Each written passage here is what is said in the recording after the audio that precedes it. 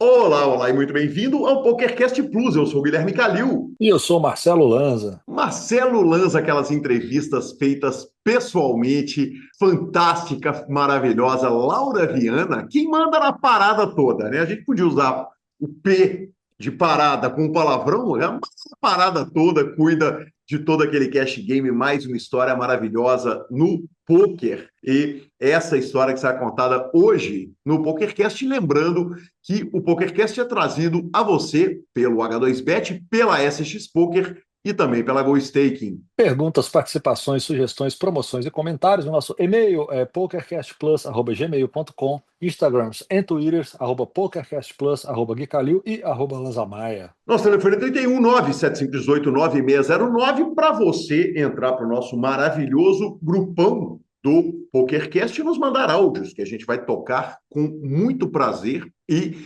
vamos, claro, para a nossa sessão de notícias, mas não sem antes falarmos do torneio maravilhoso, né? A realização do sonho que vai rolar no Chipre. Agora, lá de 7 a 13 de janeiro de 2016, 2026, perdão, tem a Super High Roller Vamos Poker Tour no Chipre, evento maravilhoso que vai acontecer. Os satélites estão rolando na SX Poker, na Suprema. Claro que você não vai ficar fora dessa, então corra, ganhe o seu pacotaço, que inclui hospedagem com direito a acompanhante, também o sistema, é claro, é all inclusive, tem pains, tem o kit, enfim, conheça tudo isso lá no @ttflush. Bora para o Chipre e direto para a nossa sessão de notícias, Marcelo Lanza. Terminando o BSOP com aquele 30K Championship que pagou uma coisa absurda. 20 milhões de reais de prize pool, é isso mesmo? O Lanza, 30 mil reais de buy-in. Aí o seguinte, você imagina isso há 2 anos, quantas pessoas iam topar um buy-in de 30 mil reais? Não eram muitas. Exato, não chegava no terceiro dígito, possivelmente, né? Se chegasse, não passaria muito disso. Nós tivemos 714 entradas, Marcelo Lanza, e a histórica vitória ficou com o jogador alagoano Allen Felipe, demais, levou 3 milhões 418, segunda colocação, Matheus Graziotin e o Dionis Lopes ficou com a terceira colocação, quarto foi Pedro Padilha, o terceiro levou mais que o segundo, numa mesa final que sim, o homem aparece por todos os lados, Martin Cabral. Quando você fala, já deu, não, ele falou, vamos arrumar mais uma. Que fenômeno, hein? Falem Nossa de mim. Senhora. Fala, Falem de mim. ele consegue fazer. Essa frase é dele mesmo. Falem mal, mas falem de mim. Cara, Porque impressionante. chegar, ele chega, tá? Credo. Impressionante, cara. E que polarização, né? Aqui no Rio Grande do Sul, tô fazendo o CGP, cara, impressionante. Tem gente que o ama e tem muita gente também que não gosta nada dele e estava exatamente discutindo o assunto da coluna, né? Que é o fato de eu achar que ele é menos EV para o poker. Continuo achando isso, mas o homem está por todos os lados e aparecendo. Exatamente. E terminando o BSOP, começando o WSOP Paradise e altas séries, é isso mesmo? É isso, professor. Já temos o primeiro bracelete. Na hora que eu vi o nome do primeiro bracelete, que foi para o Matias Ebinger, para 1.570.000 dólares, eu falei, cara, é torneio de buy-in alto. E aí eu fui lá ver, e realmente, né, os torneios que estão rolando de buy-in alto, evento número 2, 75.000 dólares de pot limit Omaha six-handed, numa reta final que teve, por exemplo, Stephen Chidwick na quinta colocação, Belém na sétima colocação. O evento teve 93 entradas e então está dado o primeiro bracelete da WSOP. Lembrando que, por exemplo, o evento número 3, que é o 100K de Pot Limit Omaha, tinha 30 jogadores restantes quando eu conferi, e o nosso João Simão está por lá. Claro que a gente vai acompanhar toda a série, ela acabou de começar. Vamos, Simão, e vamos, Brasil. E onde está o CGP? Lanzinha, estou no CGP depois de muitos dias fora de casa, né?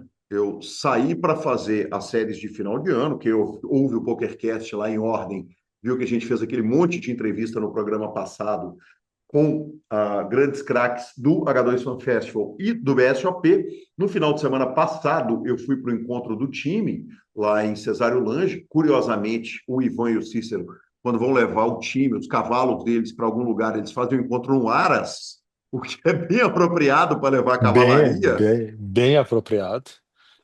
E, cara, o encontro foi maravilhoso, magnífico. Ao término, eu fui para a reunião da TDA, coloquei coluna PokerCast falando disso, uma coluna que está dando uma super audiência, foi muito legal. E aí, professor Marcelo Lanza, já vim aqui para o CGP, estamos no penúltimo dia, hoje tem Ladies, amanhã Main Event. Eu volto para Belo Horizonte na segunda-feira, porque começou também o MPS, o Minas Poker Series. Eu já tenho transmissão semana que vem. Aí começou também o torneio milionário do Enjoy. Hoje está tendo transmissão com Diego Lopes e Mário Schiavinato no Código Poker. Eu já transmito também na semana que vem. E no final de semana já tem também transmissão do CPH que começou. Quer dizer, Lanzinha, a turma tá aí com bala infinita, metendo bala e julgando é tudo mesmo, viu? É, tem torneio, hein? Tem torneio em todos os estados, países, bains diferentes. Absurdo, absurdo. Que coisa sensacional. O que virou o nosso esporte. Cara, maravilhoso, Lanzinha, maravilhoso. Cara, e aqui no CGP, salões lotados, e aí é o seguinte, tem a reta final, porque o Campeonato Mineiro, por exemplo, a gente tem o MPS, mas o Campeonato Mineiro já terminou.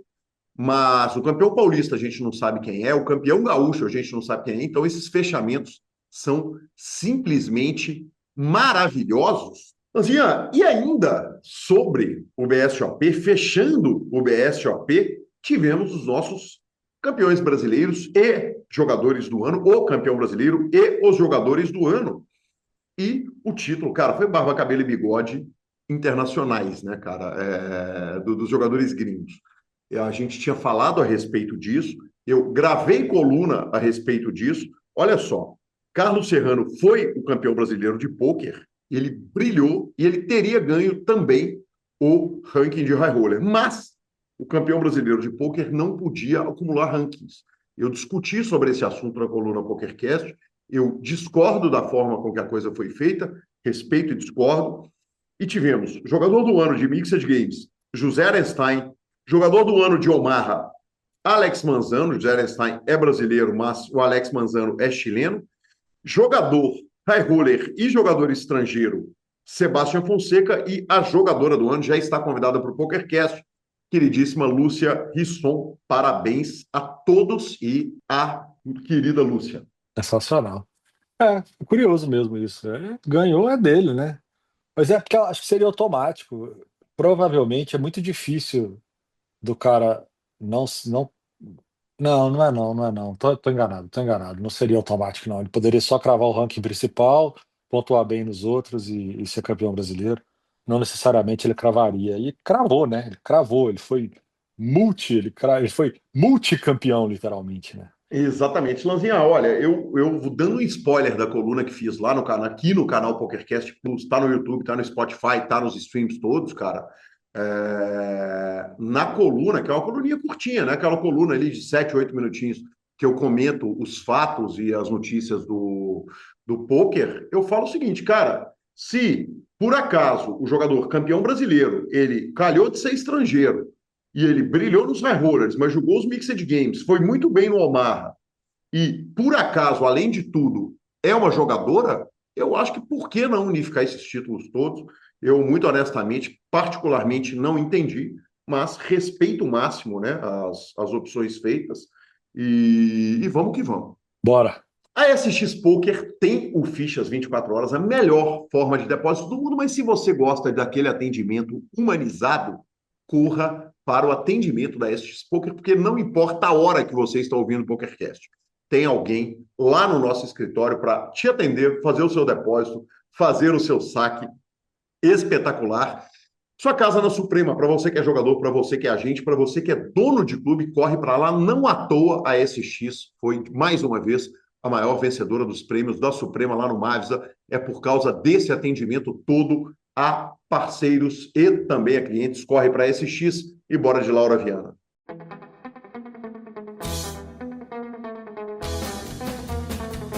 E com grande alegria eu recebo aqui elegância, classe, garbo, poder, maravilhosa, querida Laura Viana Gabriel.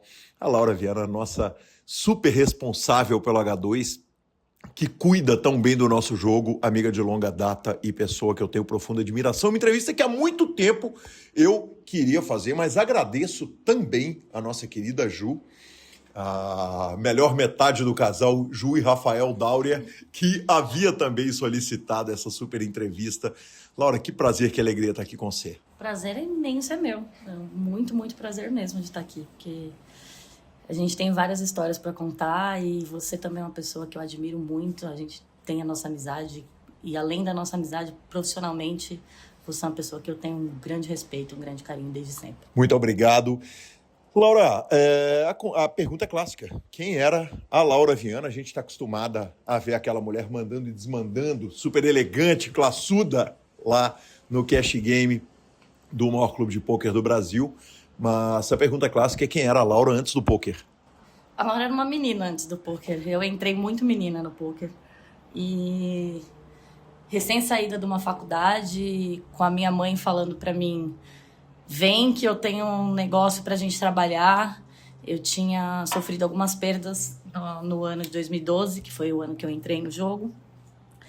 Tinha trabalhado num banco antes, na parte de telemarketing no banco. Não tinha muita experiência profissional. Trabalhei como secretária de uma empresa de materiais de laboratório. Mas era uma menina, assim, uma garota, muito nova, muito jovem, que não estava muito afim de entrar no jogo, porque minha mãe sempre foi dessa parte de jogo. Minha mãe trabalhou com bingo há muito tempo. E não era uma coisa que eu queria fazer, não estava em mente. Eu queria ter continuado minha faculdade, né? Continuado morando em São Paulo. Minha mãe mudou para Praia Grande. Mas minha mãe sempre impôs muita coisa, assim, e ela sabia do que eu precisava. Mãe sempre sabe do que a gente precisa, né? Então eu entrei num clube que tinha recém-aberto na Praia Grande, comecei como Sanger, trabalhei como caixa lá também.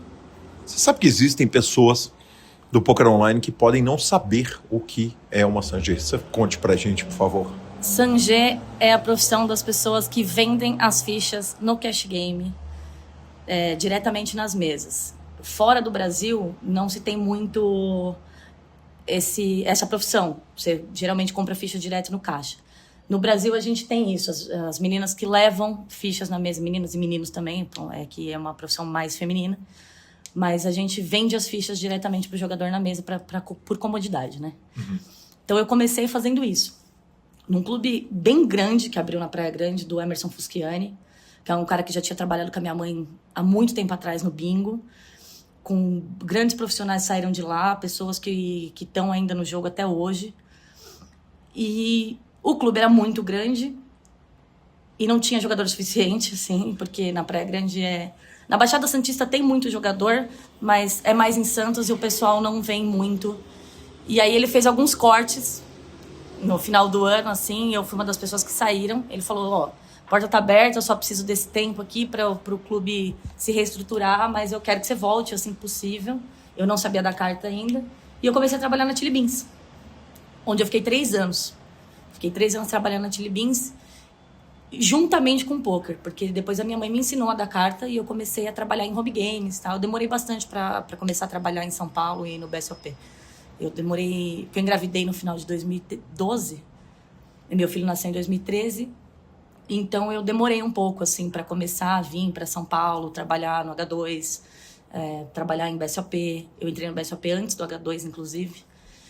Mas era isso, eu era fui vendedora da Chili Beans, fiquei alguns anos na Chili Beans e fazia pequenos home games, trabalhava em casa de alguns jogadores de futebol e voltava para fazer freelancer no clube também. 2012, você tinha quantos anos? 2012 eu tinha recém-completado 18 anos. Perfeito. Eu imagino o seguinte, trabalhar na Chili Beans de 19. segunda a sexta, perfeito, 19.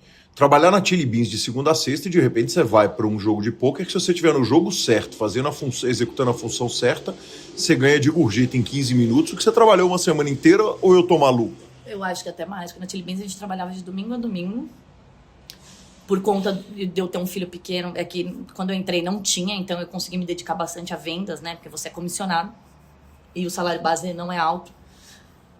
Então, sim, alguns home games me pagavam bem melhor, assim. Então eu fazia de 1 a 2 vezes por semana, eu fazia uns home games legais lá em Santos.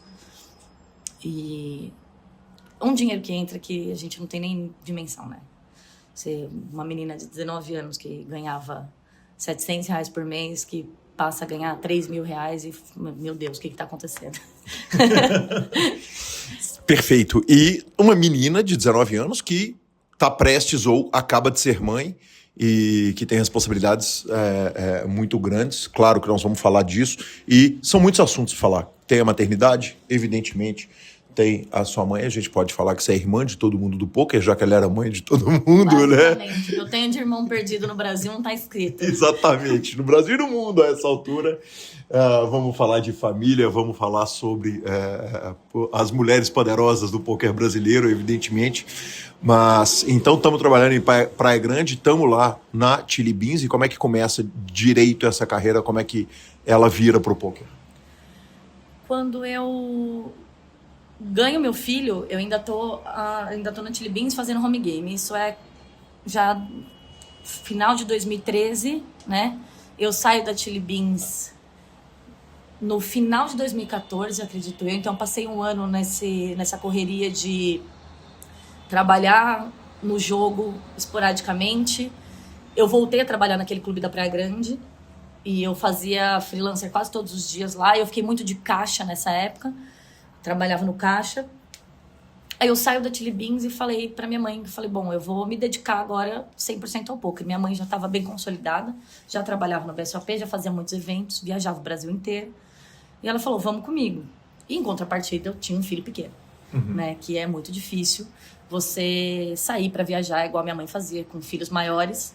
Eu com um filho muito pequeno, com uma rede de apoio que era basicamente meus irmãos e o pai dele, que até hoje são a minha rede de apoio. Eu falei pra ela, olha, eu queria alguma coisa mais sólida, né?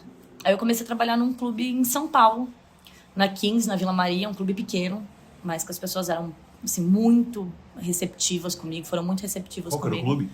Kings. Daí eu fiquei bastante tempo lá. Eu trabalhei lá, eu trabalhei com o Fel, trabalhei com o Kiki, com o Moisés, trabalhei com umas pessoas muito legais, com a Lizzy.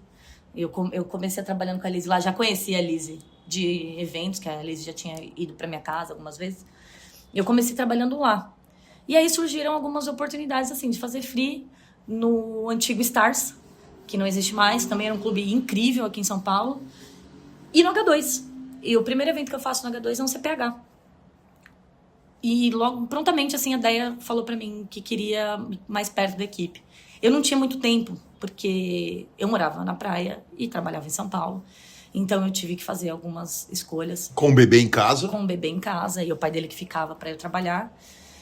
E, na verdade, antes disso, eu começo a fazer um BSOP. O último BSOP que teve no Holiday Inn foi o meu primeiro BSOP. Foi num BSOP no meio do ano, no meu aniversário, inclusive, que pega a data do meu aniversário. Foi o primeiro BSOP que eu fiz. E antes de ser o Intermillions, né? Não existia esse conceito de um Intermillions ainda. Não tinha. Já era um torneio muito grande. Eu lembro que a gente entrava e as rendições não eram como são feitas hoje de dealer. A gente tinha aquele colete azul e entravam vários dealers ao mesmo tempo e as pessoas chamavam de onda azul, que era o horário da rendição, que vinha todo mundo junto, assim. E logo em seguida, o primeiro BSOP Millions, que foi no Sheraton, no final de 2015. Então eu peguei essa transição aí, juntamente entrando no H2. Então eu consegui fazer as duas coisas. Eu faço Holiday Inn, logo em seguida a gente vai para Brasília, que foi meu único BSOP que eu fui para fora.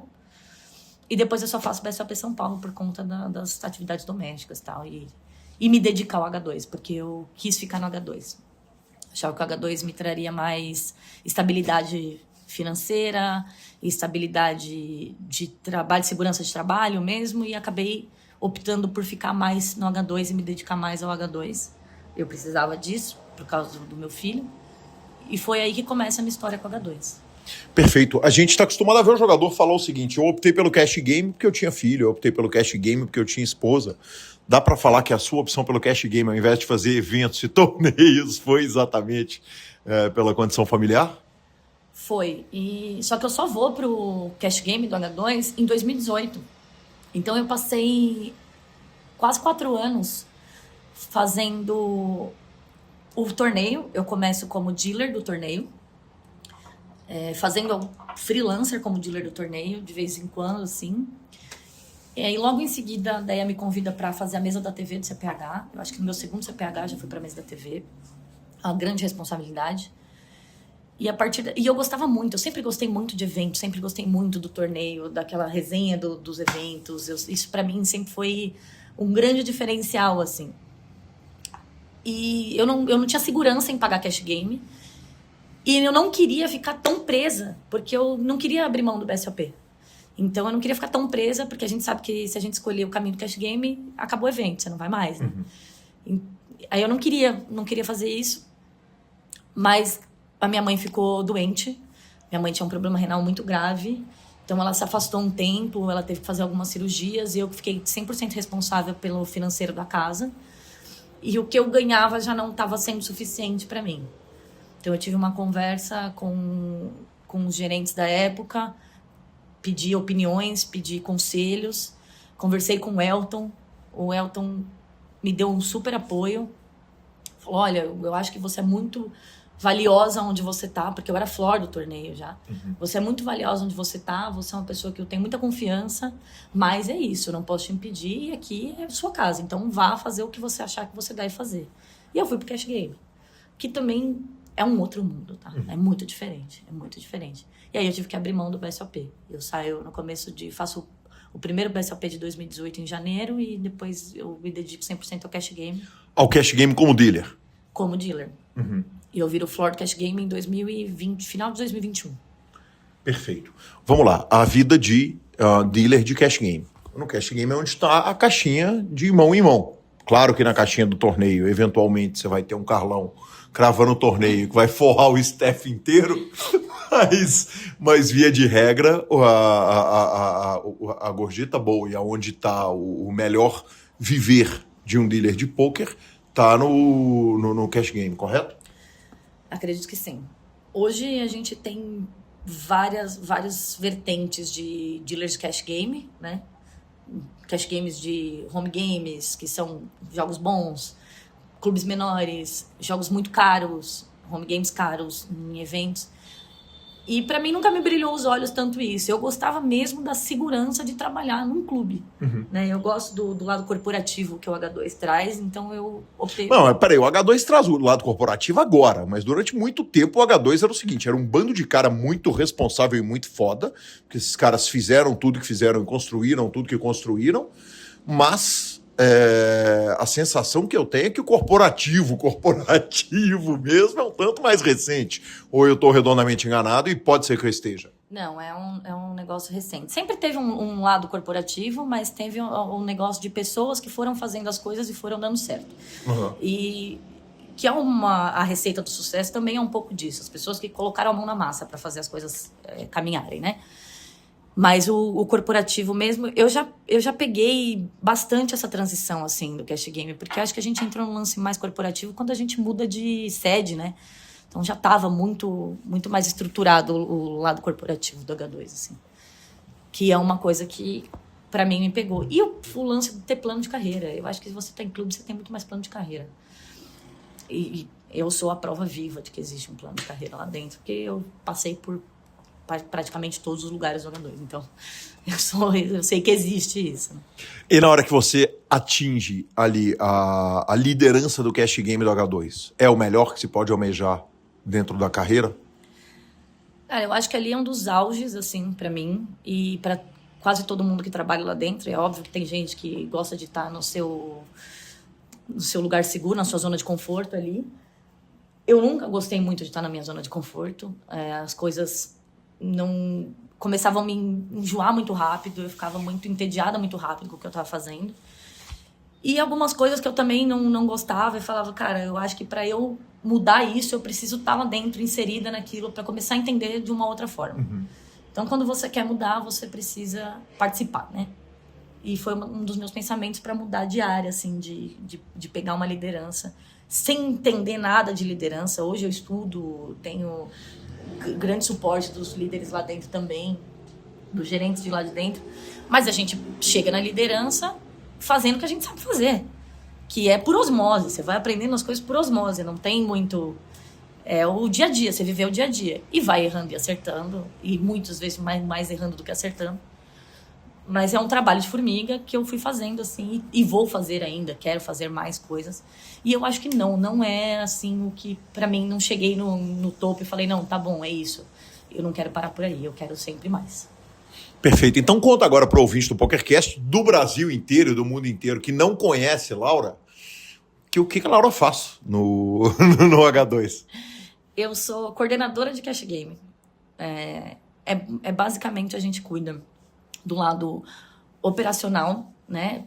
A gente olha a operação ali num todo para ver se está tudo funcionando.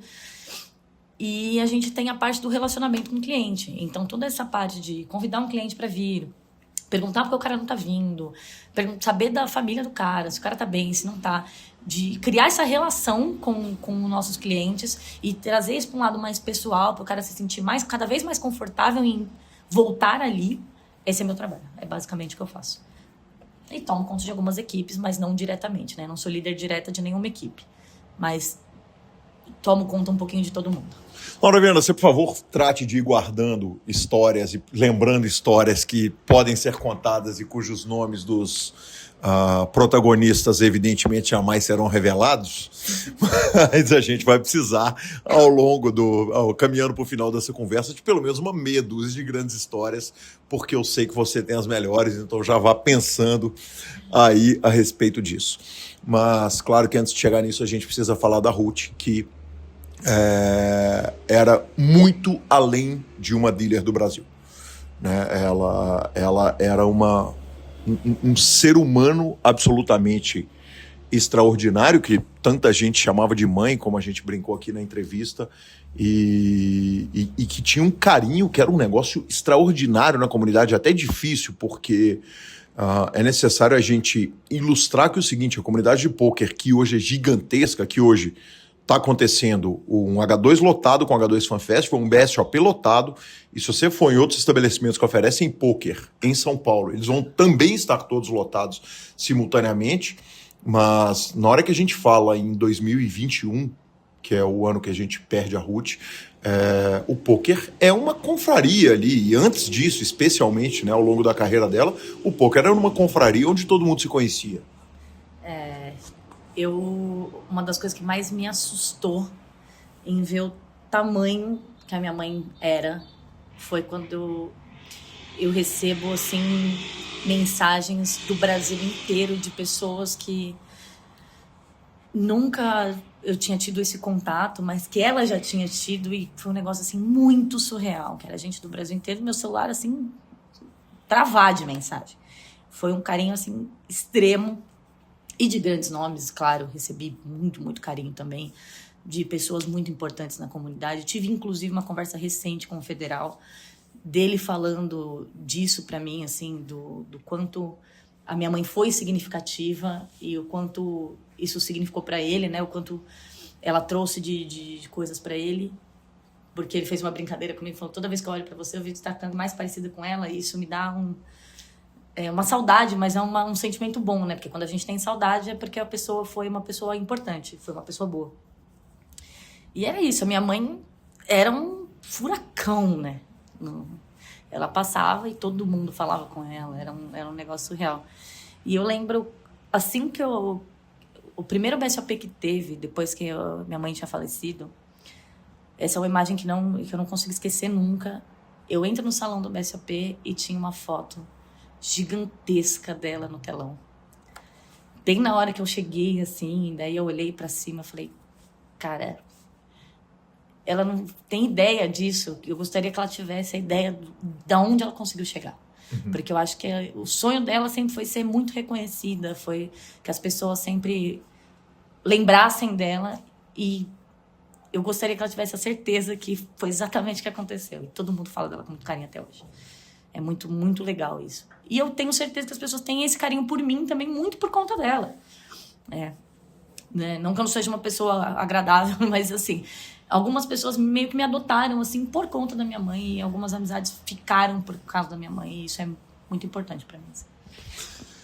Você falou que a Ruth tinha vindo do bingo, né? Ela participou do bingo e, evidentemente, ela está do lado da nossa luta na hora que a gente começa a lutar pelo pôquer ser um esporte de habilidade. E, ao mesmo tempo, você disse que ela te trouxe, quer dizer, que ela quis te trazer para o pôquer num momento você está na faculdade, né? Quer dizer, hoje é muito fácil enxergar que se você atingir um cargo de gerência de um clube que é uma potência do continente, você vai estar fazendo uma carreira muito boa, mas naquele momento não era tão claro assim, né? E especialmente, não estou falando de 2021, estou falando ali de 2012, 2013, quer dizer, a gente não tinha nem tanta e absoluta certeza de que a gente ia alcançar a legalidade e a comprovação de que a gente ia trabalhar com essa tranquilidade que a gente tinha. Ela sabia? Cara, não, mas minha mãe sempre foi uma pessoa que meteu as caras pra fazer as coisas, sabe? Então, e minha mãe pegou aquele lance de fecharem os bingos e minha mãe ficar desempregada e ir em excursão pra Brasília, né? Fazer manifestação pra abrirem os bingos e de nada adiantou, porque não reabriram os bingos. Então a gente passou um sufoco, assim, de minha mãe ficar desempregada com... Eu não morava com ela nessa época, porque eu morava com a minha avó em São Paulo, mas eu tenho 3 irmãos que moravam com ela. Nessa época eram 2, o Thales ainda não tinha nascido. O Thales nasce em 2003, não lembro agora exatamente quantos anos meu irmão faz, acho que é isso. Eu acho que a gente tem um problema na linha do tempo, porque você está entrando em 2012... sim, perfeito. Não, meu irmão isso nasceu, meu irmão mais novo, claro. muito antes do poker. Claro. Porque ela não tinha meu irmão mais novo ainda, quando ela começa a fazer tudo isso. E aí ela volta e começa a trabalhar em casa de bingo clandestina, né? Aquelas casinhas de maquininha, que era muito inseguro pra gente, porque diversas vezes a minha mãe foi parar em delegacia. Fechavam, davam batidas policiais e sempre foi um ambiente inseguro, não tinha nenhum tipo Até porque era ilegal, né, caramba? Exatamente. Então rolava todo esse lance da insegurança do trabalho dela, que dava dinheiro, porque já era um lugar que dava dinheiro. Mas ela sempre quis trabalhar como croupier de cruzeiro. Era um lance que minha mãe tinha, assim, que queria ser croupier de cruzeiro. E isso, quando o Emerson traz essa oportunidade pra ela e deu o curso pra ela de dealer, ela falou, é isso, é o começo de onde eu quero chegar. Desculpa, Laura, quem que é o Emerson? O Emerson é um cara que tinha trabalhado com ela no bingo e que abre o primeiro clube na Praia Grande. Perfeito. Ele tinha sido campeão do CPH e aí ele usa o dinheiro pra investir num clube de poker. E ele é o cara que dá a primeira oportunidade pra minha mãe, assim, que eram amigos de longa data. Pra minha mãe, tem o Adriano também, que trabalha no BSOP até hoje, que também veio de lá, e algumas outras pessoas que já estavam e começaram lá com ele também. Enfim, mas foi muito isso. E eu não queria, porque eu sempre fui num lance meio aqui, quadradinha, de tipo, tô fazendo minha faculdade, eu fazia engenharia ambiental. Então, tipo, eu queria, sabe, quero continuar aqui, quero tudo bonitinho. E ela, não. Você acabou de perder. Eu perco minha avó no começo de 2012. E a minha avó, que eu passei a maior parte da minha vida morando com a minha avó. Então, minha avó meio que me criou mais, assim. Minha mãe sempre trabalhou muito fora e eu passei um pouco tempo morando com a minha mãe até então. Eu perco minha avó no começo de 2012. Eu termino um relacionamento de 1 ano e meio também, logo na sequência, um mês seguinte que eu perco minha avó. Então, eu entrei numa deprê, assim, absurda. E minha mãe, tipo, não, você não vai ficar em São Paulo sozinha, não. Não tem condição de você, com esse mental que você tá, ficar sozinha em São Paulo. Então, você vai e vira. E eu fui meio a contragosto, mas deu tudo certo, né? E era isso. Não, a gente não tinha nem ideia do que ia virar o poker hoje. Que a gente ia trabalhar tão seguro, tão tranquilo. De, tipo, poder falar, olha, pode chamar a polícia aí, tá tranquilo. Se você quiser, a gente sabe o que a gente tá fazendo, sabe?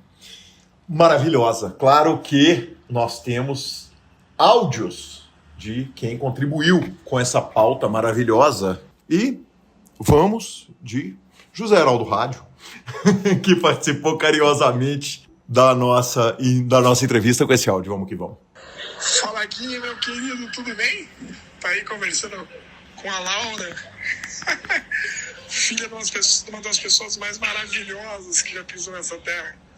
Da Ruth Diller, e mais do que uma das melhores dealers que já teve nesse país. Uma amiga, né? Uma amiga querida que infelizmente não está mais entre a gente, mas é uma pessoa que eu amava muito e que conhecia há muito tempo também, né? Tanto quanto a Laura. Quanto a Laura, para falar, as histórias que eu tenho com a Laura são inúmeras, de várias baladas que a gente fazia sempre que eu vinha para São Paulo, pro H2, para qualquer lugar, a gente sempre terminava em algum lugar tomando uma cerveja, uma saideira, quando eu não ia pro Love Story. São milhões de histórias. Ela é uma pessoa maravilhosa, que eu adoro e que você tem muita sorte de estar aí conversando com ela hoje. Um grande beijo. Marinha, te amo, minha querida. Fica com Deus. Te amo, rádio. Você me adotou desde o começo. Você é incrível. Ele é demais. E aí me nasce uma questão que é, para mim, muito clara, né, Laura? Você falou a respeito da perda de sua avó, que em conversas pessoais você já havia citado como um momento muito importante da sua vida, e depois a gente perde a Ruth, evidentemente, e você é uma pessoa super família, né? Quer dizer, a mãezona que tem uma super relação com seu pai, mas se tem alguém que pode chamar a comunidade de pôquer de família, assim, é você, porque é muito impressionante, é muito encantador a gente ver, assim, a relação que você tem com Padilha, com o Todasso e com tantas outras pessoas do mundo do pôquer, do universo do pôquer, que você tem de fato como família, e que isso é muito especial. E você passou por situações que são situações muito sérias, né? Não só das perdas, teve uma outra questão de saúde que a comunidade se junta para fazer um torneio. Eu queria que você falasse um pouco dessa comunidade do pôquer, dessa percepção que você tem na nossa comunidade, porque coletivamente é muito marcante, né, o que a gente faz. Cara, acho que a maior prova do quanto você é amado é quando você vê isso num âmbito coletivo, né? E acho que a maior prova que deram pra minha mãe também, porque minha mãe tava nessa época com a gente. Meu irmão teve um AVC com 17 anos. E a gente ficou meio sem saber o que fazer, sem entender o que tinha acontecido, porque não é comum, né? E eu lembro, assim, de começarem várias movimentações ali de amigos. O Konishi fez um torneio do CSH que tinha em Suzano pra angariar fundos. O Matu e o Igor Campanha e o pessoal do Step Team fez um torneio lá na praia para angariar fundos. A galera de lá da Baixada Santista também fez. Fora as doações que a gente recebeu diretamente, via Pix, teve torneio em outros lugares também. Então, assim, a gente teve... Essa foi a primeira vez, para mim, e eu tive outras vezes também, que a comunidade falou assim, não, é isso aqui, vocês são nossas. E eu falo vocês porque eu não posso falar só de mim, eu falo da minha mãe, posteriormente da minha irmã, que também entrou no jogo. E foi isso, foi esse abraço coletivo, assim, uma coisa que é muito surreal e que eu vejo a comunidade não fazer só com a gente, fez com várias outras pessoas. Nós tivemos dealers que tiveram problemas de saúde grave também, todo mundo se juntou. Garrido agora, recentemente. O Garrido, o Garrido era um dos melhores amigos da minha mãe, é uma pessoa que eu tenho o maior carinho do mundo por ele. Teve o lance do Garrido. Então, houveram várias situações dentro do jogo e que a gente viu que a gente era uma comunidade gigantesca, que a gente podia fazer mais. Uhum. E isso não morre, isso não se perde dentro da comunidade. Então, eu acho que o pôquer, além de um esporte coletivo, de você jogar todo mundo junto, a gente virou uma grande família no geral mesmo. Não só para mim, porque eu tenho muita gente como família, do jeito que você falou, mas eu acho que a gente se vê muito assim. Eu vejo pelas reuniões de time, as reuniões que a gente faz pós-BSOP. Tá todo mundo se abraçando o tempo inteiro, dando beijo, falando o quanto se ama. E não importa quanto a gente se vê, uma vez por ano ou 2 vezes por ano, a gente se ama igual, que nada muda, que são sempre os mesmos. Isso é muito incrível. Que demais, maravilhoso. Laura, eu queria falar com você sobre o Girl Power que a gente tem no pôquer. Porque é claro que na hora que a gente pensa no pôquer, a primeira pessoa que nos vem, as primeiras pessoas que vêm à mente são os jogadores de pôquer. A gente vai pensar no Padilha, no Kowalski, no Kelvin, no Pitão, no Akari, enfim. E claro que na hora que a gente pensa também nas jogadoras de pôquer, a gente vai lembrar da Lali, vai lembrar da Bárbara Kemi e vai lembrar de tantas outras dezenas de jogadoras do pôquer. Mas o pôquer é feito por uma porrada de gente que não está sentada na mesa jogando. E a gente tem nomes, quer dizer, quando a gente para pensar, por exemplo, o BSOP, a Lara, que passou aqui pelo PokerCast, é a cabeça por trás daquela construção daquele evento maravilhoso. E aí a gente tem a Michelle, que você em outras ocasiões citou como inspiração para sua vida. A mídia hoje, pós-Super Poker, lamenta profundamente a gente ter perdido a Josiane, né? Que ao término do Super Poker vai fazer a coisa mais legal do mundo, que é cuidar daquelas crianças gêmeas lindas e maravilhosas. Mas esse girl power do poker é muito foda e não tem como dissociar isso da sua imagem, né, Laura? Porque você tá lá tendo que ser simpática com todo mundo e tendo que impor uma moral bruta, porque os pepinos que enfrenta uma gerente, uma responsável por cash game não é brincadeira. Não é nem perto de ser brincadeira. Mas eu tive uma escola muito boa. Nós temos algumas mulheres dentro do H2 que já estão na área de liderança há muito tempo. Uhum. E isso me ajudou muito, né? Que são pessoas que, além de me inspirarem, me ajudam e me ensinam todos os dias. Tem algumas outras mulheres que já da época que eu era do torneio, como eu sempre falo, da Samantha, que é uma mulher que foda, que toca à frente do KSOP inteira, assim. E para mim. E agora do CGP.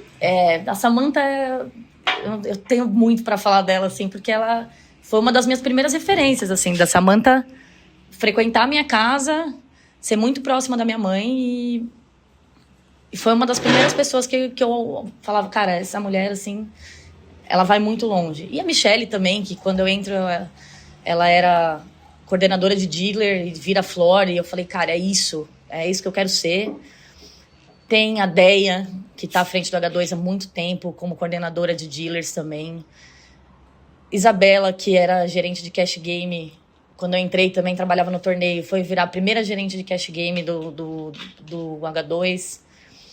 A Eveline, que é minha gerente operacional do clube hoje, que está no H2 há muitos anos. Então a gente tem muitos nomes assim que estão há tanto tempo fazendo toda a parte operacional aí que ninguém enxerga, mas a gente está lá, firme e forte sempre.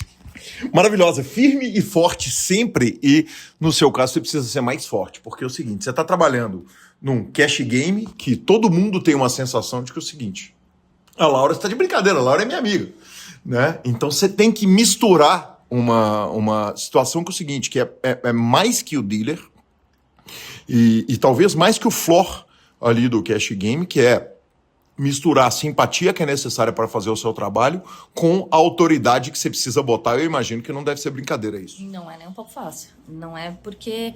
E às vezes a gente até confunde um pouco de liberdade ali vai falar com algumas pessoas, a gente tem essa liberdade às vezes e um pouco se perde, porque a gente tem que saber que a gente está lidando com pessoas, com dinheiro, com perdas, então tem que ter essa sensibilidade, né? Então a gente também tem que se mostrar vulnerável para quando a gente errar, saber que errou. Às vezes a gente aplica uma regra que deixa as pessoas insatisfeitas e você tem que explicar para as pessoas que aquilo não foi de acordo com o que ela esperava, mas que não significa que ela foi prejudicada. Então tem todo um lance de conhecimento de regras do jogo e de conhecimento humano da situação. Então é bem complicado mesmo. E eu trabalho no período eu estou agora no período da madrugada, que é um pouco mais sensível, porque a gente trabalha com as pessoas, às vezes vêm mais alteradas, bebem bastante. Então, geralmente, o turno da madrugada ele é um pouco mais complexo, né? Mas eu acho, assim, que, no geral, eu consigo até que meio que tirar de letra. Óbvio que tive meus trancos e barrancos no longo da jornada. Eu, como todo mundo, estou aprendendo. E a gente não deixa de aprender nunca. Eu acho que o grande lance do ser humano é não parar de aprender, não querer parar de aprender. E eu quero sempre aprender a lidar com as coisas. De jornada de autoconhecimento e jornada de conhecimento das pessoas também. Isso é importante. E eu não quero nunca deixar de fazer isso. Perfeito. Interrompo rapidamente a entrevista da super craque Laura Viana para falarmos do H2Bet. O H2Bet é a plataforma de apostas que oferece diversas vantagens para você, jogador. Claro que, criando aqui pelo nosso link, você apoia o PokerCast, mas o H2Bet, autorizado pelo Ministério da Fazenda, patrocinador de tantos projetos, inclusive o nosso, E, claro, apostando lá, você aposta com quem apoia o poker. Então, corre para o H2Bet, vamos, aposte com quem você conhece, com quem você confia. Apostas são para maiores de 18 anos e aposte com responsabilidade. Voltamos para a Laura Viana. A gente está falando de perrengue na madrugada, então acho que a gente precisa começar a contar histórias aqui. A gente cuspir histórias na madrugada de coisas que você já viveu, de coisas que já aconteceram, porque não tem jeito. Você sabe que é o seguinte, aqui nesse programa um jogador de pôquer contou sobre uma capotada que ele deu de carro, que eu tentei dar uma puxada de rédea, assim, dar uma controlada, né? Porque o programa tem uma grande audiência jovem, e falei, mas você aprendeu a lição? Ele falou, não, aprendi 15 dias depois quando fiz de novo.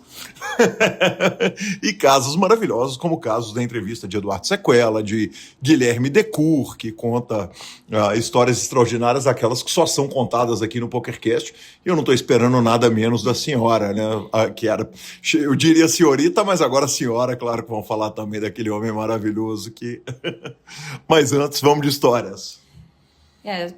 A mais recente, assim, que eu me lembro foi num turno que não era na madrugada, né? Inclusive, era final da noite, assim, de um jogador que passou mal. E ele tem um desmaio, assim, e a gente tem um jogador frequente lá do clube, que é médico, e ele vai quase todos os dias lá, é um cara que dá um apoio gigantesco pra gente lá no clube, ele salva todo mundo quase sempre. E aí eu tenho esse jogador, clube lotado, eu acho que era um BSOP também, se eu não me engano, foi no começo desse ano ou no final do ano passado. Então, quando a gente tem época de BSOP, por mais que as coisas não estejam vinculadas, H2 e BSOP não estejam vinculados, o clube enche, porque a gente recebe muitas pessoas de fora. Então, o clube tá mais lotado do que o normal. A gente tava tendo época de Fan Festival. E o cara passa mal e cai no chão, assim, desmaiado. O médico vem fazer o primeiro atendimento e falou, cara, eu acho que a gente precisa chamar a ambulância. E ele acorda e fala, não, eu tô bem. Não, já tô melhor, eu acho que foi só uma queda de pressão mesmo. E ele, assim, visivelmente pálido, transparente. Ele falou, não, eu pedi um pudim, eu vou comer o pudim e já melhoro um pouquinho e já vou para casa. Aí a gente aqui meio desconfiado, sentei ele na cadeira de novo, comecei a conversar com ele. Enquanto eu tô conversando com ele, ele começou a revirar os olhos de novo e assim... Aí, visivelmente, ele tava tendo uma convulsão, provavelmente, um começo de convulsão ali. E aí bateu um desespero, falou, por que a gente não tinha ligado pra ambulância antes, né? Falou, nossa, eu fiz tudo errado. E eu já comecei a ficar desesperado, porque no meu turno eu falei, não pode acontecer isso, não quero que aconteça. Vem o médico de novo, fazer o atendimento novamente, tem que fazer massagem cardíaca nele.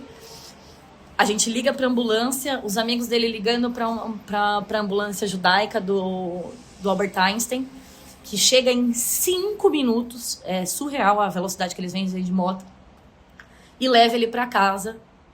E aí a gente perguntou pra ele, mas o que aconteceu? Você comeu alguma coisa? Não.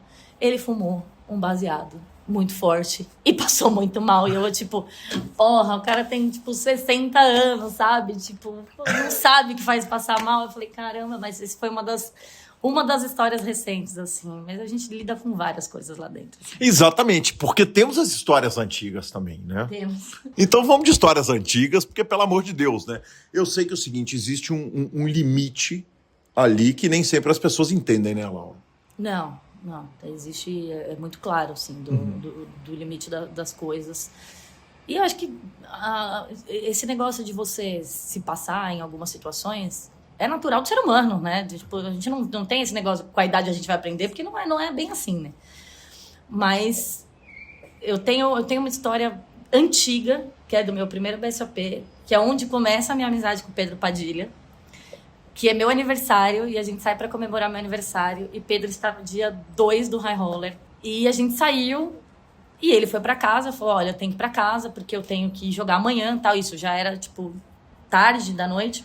E eu, perfeitamente, vá, né? Eu fiquei hospedada no hotel. Foi quando, na época, logo em seguida, a Robigol proibiu os dealers de ficarem hospedados no hotel do evento, com qualquer jogador que fosse, porque a gente meio perdeu a mão um pouco esse dia. Mas cheguei no horário para trabalhar, me apresentei, tranquilo. Entro na mesa, saio da mesa, entro na sala de dealers, está André Acari. Nessa época, para quem não sabe, o Padilha jogava no Acari Team. Um pouco do começo da carreira dele, assim. E o Akari tá na sala, falando, eu tava esperando você sair. Eu já, tipo, branca, né? Falei, o que aconteceu que o Akari está me procurando? Por que motivo o Akari me procuraria? O maior ídolo do pôquer nacional, que se diga. E tava o Akari, o Federal, e o Rob, se eu não me engano, que era diretor de torneio na época. E eu olhei pra minha mãe assim e falei, o que eu fiz? Meu primeiro BSOP, eu falei, alguma coisa muito grave eu devo ter feito, né? Falou, não, o Pedro não apareceu pra jogar o dia 2 do High Roller e a gente tá preocupado. Ele tava com você? Ele ficou com você? Tipo, vocês estavam... Ele tá no quarto? Eu falei, não, ele foi pra casa. E ele foi pra casa cedo. E Córdoba Padilha aparecendo 1h30 atrasado pra jogar o dia 2 do High Roller, que ele tinha passado gigantesco. Mas ele tinha só não colocado o celular pra carregar. Não foi nada sério, ninguém se estendeu muito, ninguém se passou muito, a gente teve as nossas responsabilidades, mas o Pedro esqueceu de colocar. Colocou o celular na tomada e não encaixou direito, o celular não carregou e ele acordou um pouco atrasado. Não foi nada grave, mas assim, a hora que chega a Kari, que chega todo mundo, eu falei, cara, o que eu fiz? Eu só tenho esse emprego, sabe? O que aconteceu? E ali começa uma amizade de longa data que a gente tem até hoje, assim, muito pra... E todo mundo associa bastante a gente. Enfim, essa foi uma das histórias, assim, mais marcantes pra mim. E ontem a gente relembrou de uma também, quando a gente foi entrevistado pelo Gabriel Grillo, que fez uma matéria pro Super Poker sobre o posto do BSOP. Aí sim! Agora a gente tá falando do que a gente quer. Porque eu lembro de situações que... Eu vou te falar um negócio, Laura Viana. Eu lembro de uma situação que está o nosso Pedro Padilha voltando para casa e você tá literalmente de babá da nossa maior lenda. Quando ele tinha ganho absolutamente tudo, eu tiro uma foto com ele bebendo corote e você vai de guardiã com ele, levá-lo em casa, porque a gente tá, assim, preocupado, né? Não é se ele vai aparecer no dia 2, é se ele vai aparecer no dia seguinte da vida dele. Mas a gente tem esse lance de cuidar um do outro desde sempre, né? A gente sempre tem um tipo assim, quem que vai precisar de quem?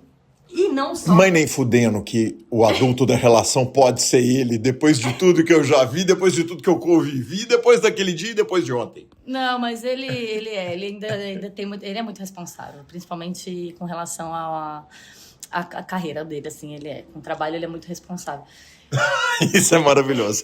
Leiam nas entrelinhas, né? O amigo ouvinte espectador que leia nas entrelinhas. Na relação profissional, ele é muito responsável. Mas é uma pessoa que gosta de se divertir, um cara que gosta de um bom samba, um cara que gosta de uma bebida. E assim, como todos nós, eu acho que a gente tem muito isso também. A gente, toda vez que... É que a gente se vê tão pouco, que quando a gente se junta, é um grande frenesi, assim. A gente quer todo mundo, tipo, tirar o atraso de, porra, a gente não se viu o ano inteiro, vamos passar o máximo de tempo que puder junto. Não só com ele, eu tenho isso com o Cova ontem, que, tipo, falou, pô, a gente se vê tão pouco, a gente se gosta tanto, né? E aí sempre tá também com a gente, tipo, o Pive, que mal bebe também, mas sempre tá com a gente na resenha ali, a Nath, Lizzie, a gente tem a nossa equipe ali. O Guilherme Decur, que se apresentou para uma amiga minha como Dimitri, num Oxo da vida, e eu tive que falar para ela que o nome dele era Dimitri mesmo, eu não desmenti até hoje essa história. Então a gente tem ali sempre aquela resenha muito... Você lembra da gente no Oxo, que chegou a polícia? Maravilhoso. E tava eu, você... Vamos finalmente contar essa história pro mundo? Essa história é maravilhosa. Vamos finalmente contar essa história pro mundo? Você começa ou eu começo? Pode começar. Então tá bom.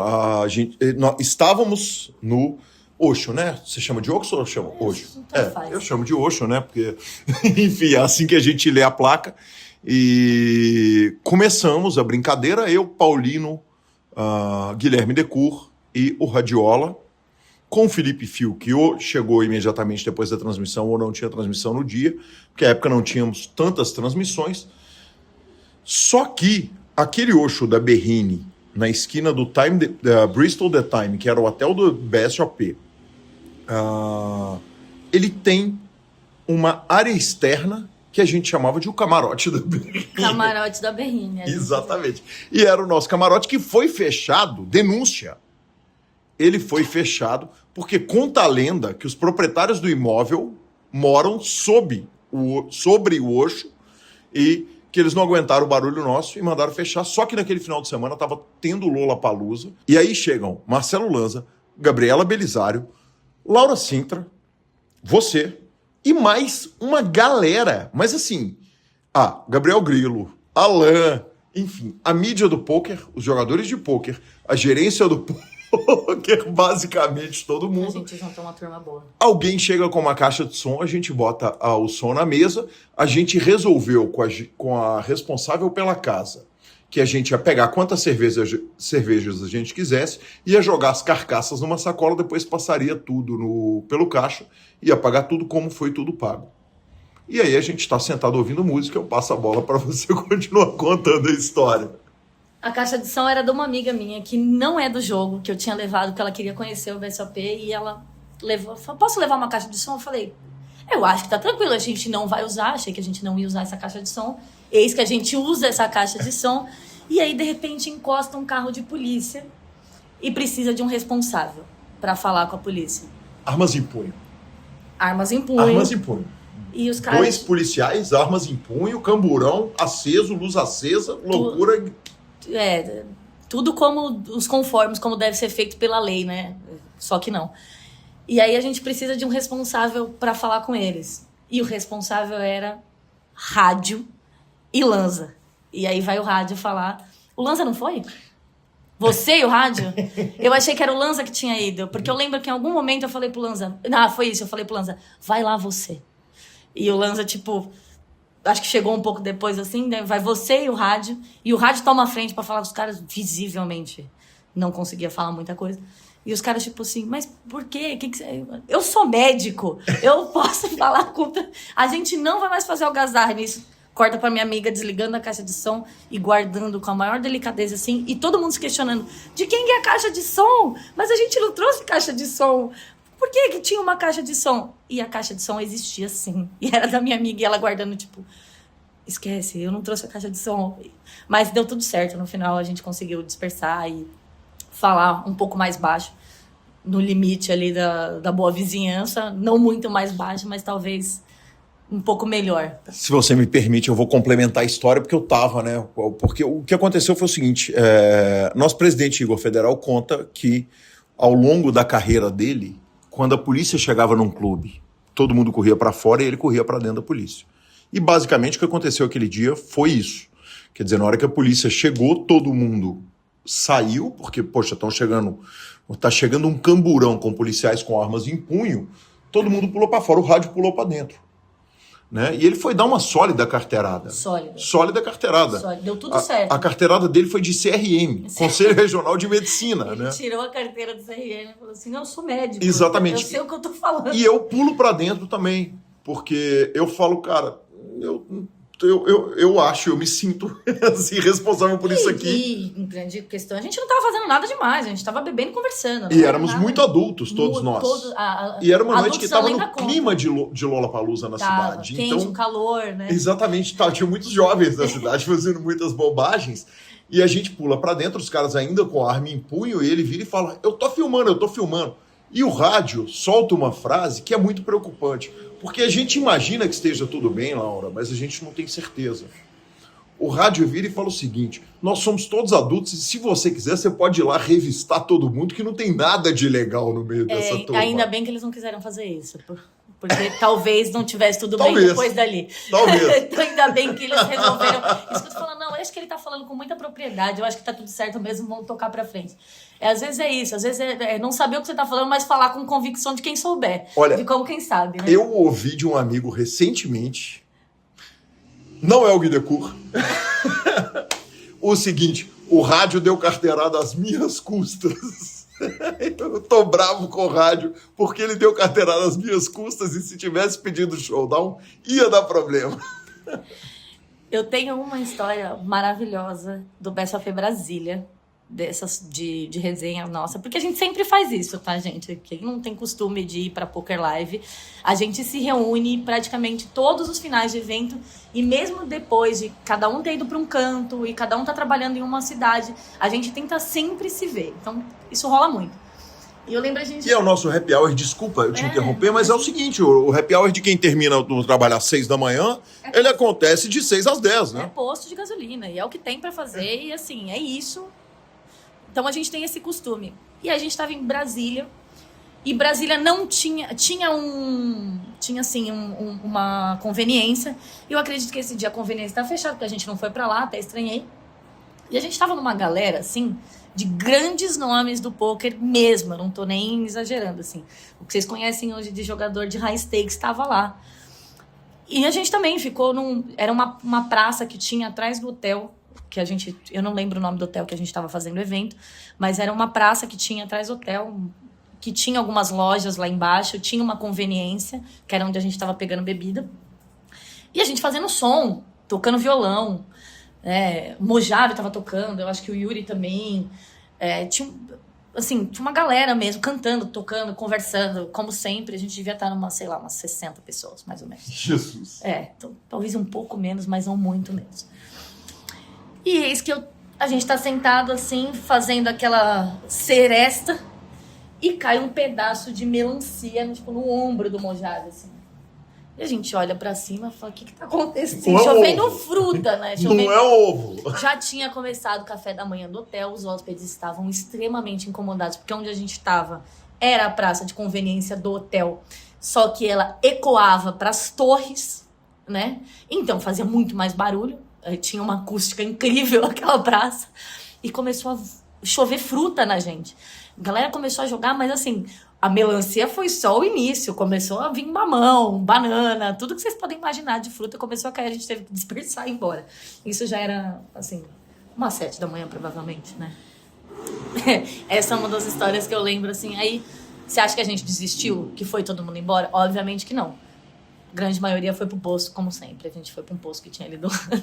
Maravilhosa. Se a gente pudesse fazer um top 5 de jogadores bons de pós-BSOP, porque a gente vai concordar com o seguinte: se acabarem as lojas de conveniência da madrugada, não tem mais profissional para trabalhar no poker, porque nós da mídia, vocês do staff, quer dizer, a gente tem que contar com o pós-trabalho, né, que é muito justo ao nosso happy hour.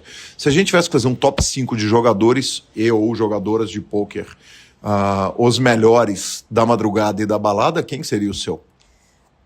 Não, acho que da galera... Eu não ia muito pra balada mesmo. A gente era um negócio da resenha do posto. E aí são os meus amigos pessoais, assim, que estão sempre junto comigo.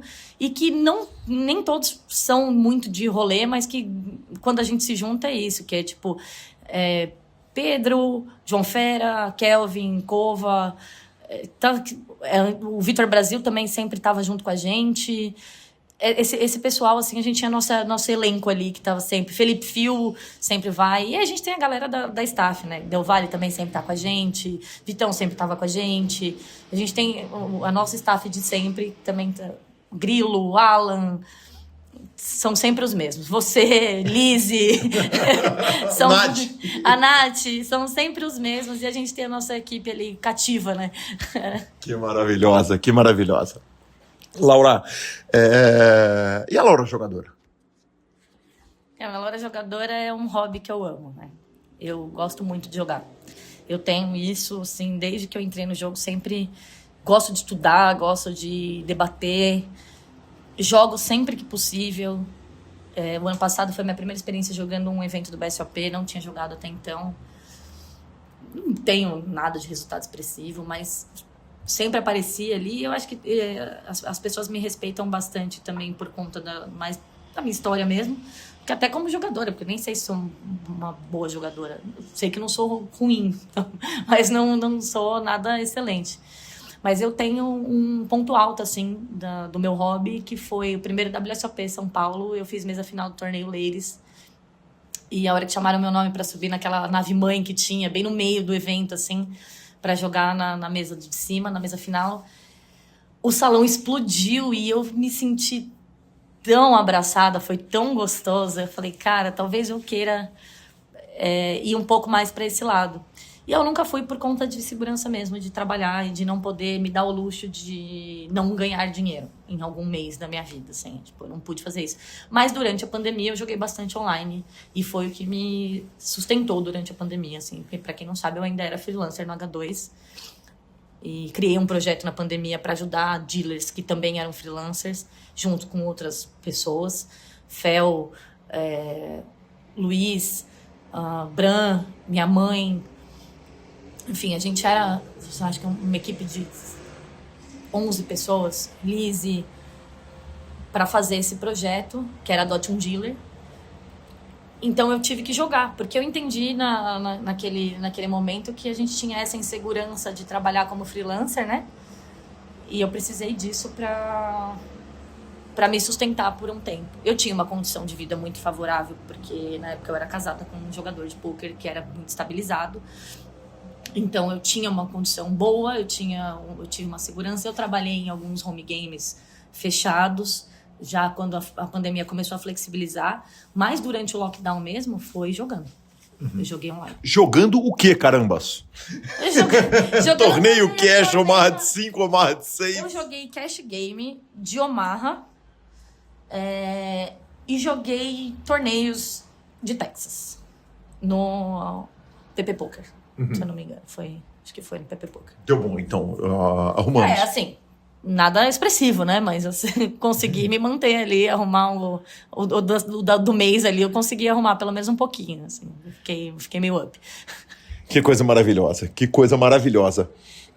E aí é o seguinte, a gente chega num novo momento de vida que Laura Viana, solteira, passa a ser, exatamente, por pouco tempo, mas passa a ser Laura Viana, casada, morando junto e, enfim, num novo momento com o nosso maior craque de todos, que é Diogo, que, o seguinte, é importante você conhecer pessoas que sabem dar cartas bem, mas conhecer quem faz drinks maravilhosos, e o Diogo é o melhor de todos na profissão dele, é absolutamente extraordinário. Como anda a nova vida de Laura? Cara, tipo, ganhar na loteria, né? Uma pessoa que gosta de beber, casar com uma pessoa que faz drinks muito bons, é estourar o jackpot da vida. Mas é isso. A minha história com o Diogo é recente e a gente meteu as caras, assim. E a gente tem uma história muito legal. O Diogo tinha trabalhado com a minha mãe em 2020, com a Naná Rocha, que traz ele pra fazer um evento num lugar chamado Day Space. E a minha mãe trabalhou nesse lugar. E ele conheceu a minha mãe. Corta para muitos anos depois. Diogo foi trabalhar com o Alberto Landgraf. Alberto Landgraf, entrevistado do PokerCast. Um dos chefes multi-estrelados do Guia Michelin do Brasil, que tem um restaurante Otec no bairro Botafogo. E qualquer pessoa, quer dizer, dispensa mais credenciais ter trabalhado com ele. Né? O Diogo vem um pouco de lá. E aí a gente quer, para vocês entenderem mais ou menos o porquê que o Diogo tá no H2 hoje, que ele é chefe de bar do H2. A gente tá reestruturando o bar do H2. Tá reestruturando tudo que vocês conhecem o H2 não é mais um clube de pôquer, é um sports bar. É sports bar e pôquer. Então a gente tá reestruturando tudo isso. E ele veio para trazer essa diferenciação, assim, para trazer coisas novas, para trazer uma carta de drinks, para fazer as pessoas beberem com mais qualidade, para mudar algumas coisas dentro do setor do AIB do clube, trabalhando com outras pessoas maravilhosas que trabalham dentro do AIB do H2 também. AIB? Alimentos e bebidas. O pessoal do restaurante. E, para quem não sabe também, o restaurante do H2 é excelente e funciona 24 horas por dia, que é uma coisa que a gente quer que as pessoas saibam. Porque você quer beber bem, de madrugada, parece que São Paulo tem uma vida noturna 24 horas, que é muito incrível, e a gente não tem mais tantos lugares bons hoje para frequentar durante a madrugada. E é isso que a gente quer trazer no H2 hoje. A gente quer que vocês tenham lugares para ir de madrugada, quando vocês quiserem comer um parmegiana ou tomar um Negroni bom, é lá. Porque hoje a gente não tem mais isso em São Paulo. Enfim, eu conheço o Diogo voltando de férias, ele tinha entrado no clube durante as minhas férias. E a gente se apresentou. E aí algumas pessoas meio que indicaram a gente, inclusive o nosso patrão Rob Gol, falou que eu tinha que conhecer ele, porque eu sou uma grande entusiasta de gastronomia, de drinks, sempre fui. E o Rob falou pra ele, nossa, você precisa conhecer a Laura e tal. Eis que a gente se conhece e desde o primeiro dia a gente tá junto. E é isso. Maravilhosa. Essa entrevista está sendo gravada na casa desse casal maravilhoso. Ele que já fez o drink de... Qual que é o nome daquela coisa verdinha? O Base Smash, que você gosta, né? É o manjericão. É o manjericão. Gente, que coisa maravilhosa, que coisa fantástica. Um drink que precisa Quem passar pelo H2 precisa ir lá provar. E que prazer estar aqui na casa desse casal maravilhoso, sendo recebido por você. Ele está lá, inclusive, fazendo os drinks maravilhosos dele no H2. E, Laura, que prazer estar aqui. Que alegria ter essa hora e pouco de conversa com você. Poder contar um pouquinho dessa história maravilhosa, uma história magnífica para o poker e principalmente de uma ser humana extraordinária que em qualquer outra situação seria jovem demais para ocupar o cargo que ocupa, mas que faz com tanto brilho que a gente esquece da idade, né? Esquece da idade do RG. E parabéns por tudo que você faz. Obrigado por tudo que você faz para o poker. E que alegria te receber aqui no PokerCast. Eu que agradeço e agradeço o carinho que você tem por mim. Acho que desde que a gente se falou oi pela primeira vez e o quanto a nossa amizade cresceu ao longo desses últimos anos. É que a amizade vem antes de eu te conhecer, na verdade, Sim. né? Ela já vem de família herdada, olha que coisa Sim. mais linda, né? E na hora que a gente se conhece, realmente um carinho, né? Uma identificação fantástica. E a gente tem muito isso. Você hoje é uma das pessoas para mim que já eram referência no que faz, mas que hoje, assim, eu tenho como um amigo confidente de a gente conversar e você ter me convidado foi de uma honra enorme. E eu lembro com o carinho que você falou, poxa, como eu não pensei nisso antes. Eu falei, cara, a gente se conversa quase toda semana e para mim vai ser uma honra fazer isso por você, porque eu tenho muito orgulho do seu trabalho. Eu acho que o trabalho que você faz para a comunidade é muito importante também. Então, não só eu, como você também, a gente tem uma grande responsabilidade para com o nosso público do poker. Maravilhosa, muitíssimo obrigado e vamos que vamos, parabéns, tamo junto. Obrigada, beijo, Gui. Valeu.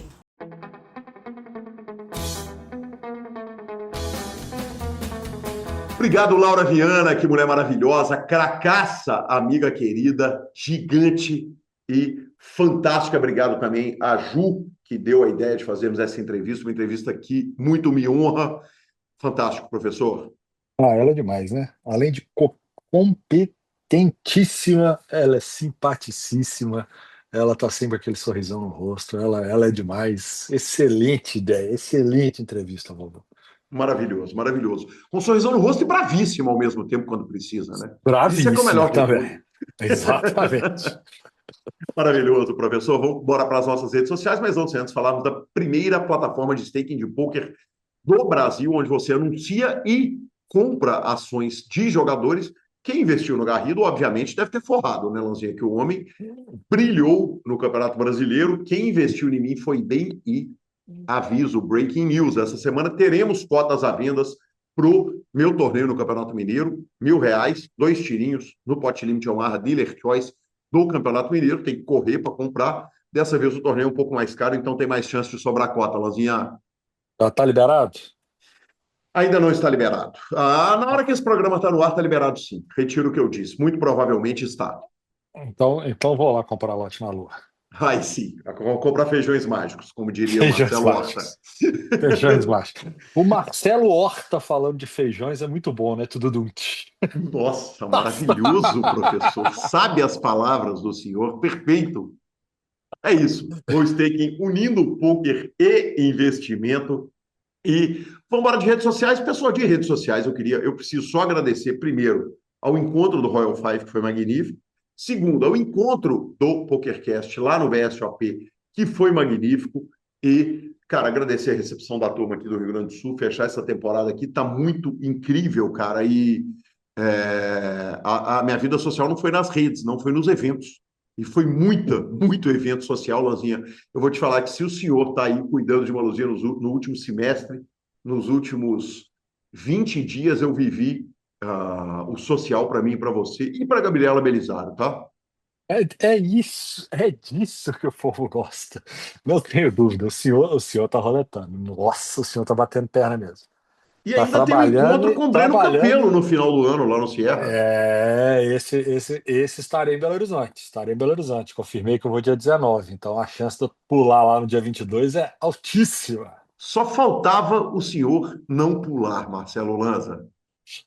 Vai ser legal, vai ser legal. Saudade do Brenão. Puta, merda, 2 anos que eu não vou em Vegas, já estou com saudade do Brenão. Mas esse ano tem Copa do Mundo, tem Vegas, hein? Estamos de olho já, hein?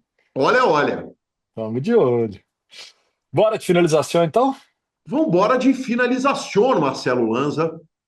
PokerCastPlus.com.br é onde você acessa o nosso site, o nosso YouTube é o PokerCast Plus. Se inscreva, comenta pra gente, vamos comentar, vamos interagir, vamos compartilhar, vamos clicar no botão de like, você que ouve no Spotify, no Deezer, nas plataformas de podcast também, indique para os amigos.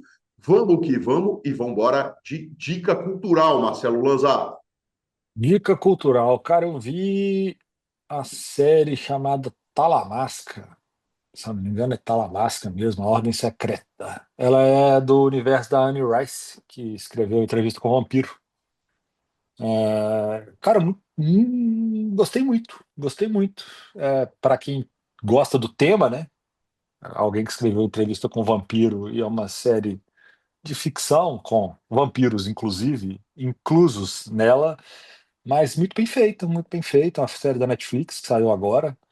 Curti bastante, tá? Me diverti ali. Eu tomei de molho esses últimos dias e 6 episódios ali, não durou um dia e meio, não. Foi bom, bem bom. Maravilhoso, professor. No meu caso, transmissões.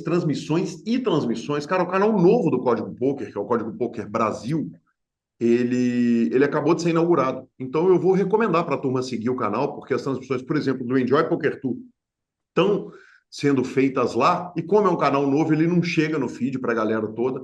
Então vou dar essa indicação, é da cultura de poker, mas certamente a gente vai estar fazendo muita coisa por lá, Lanzinha. Beleza, então. Então bora. Vambora, Marcelo Lanza. O PokerCast chega a você pela H2Bet, pela SX Poker e pela Go Stake. Estamos no Spotify, Deezer, YouTube, Amazon Music, Podcast Players. Nos indique, nos dê 5 estrelas, especialmente no Spotify e no iTunes. E a edição é do maravilhoso Matheus Crodo. Um grande abraço a todos e até a próxima semana. Valeu, valeu!